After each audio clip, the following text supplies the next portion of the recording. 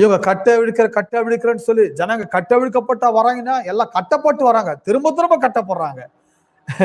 ஏற்கனவே 10 கயிறு போட்டாங்க, 10 பேர் கட்டிட்டு போயிட்டா, இவன் 11ஆவது என்ன பண்றாரு, வா கட்ட விழுக்கிற கூட்டத்தை வான்னு சொல்லி அங்க ஒரு கட்ட போட்டுறாரு. இப்படியே ஜனங்க வாழ்க்கையெல்லாம் கட்டப்பட்டு விடுதலை இல்லாம இருக்கிறாங்க.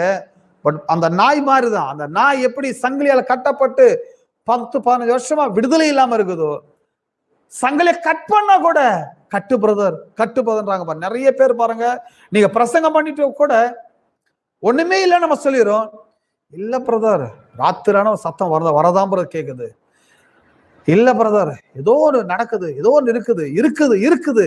எங்க இருக்குதுன்னா மனதுலதான் இருக்குது, உங்களோட உள்ளத்துல ஏதோ கட்டு இருக்குது.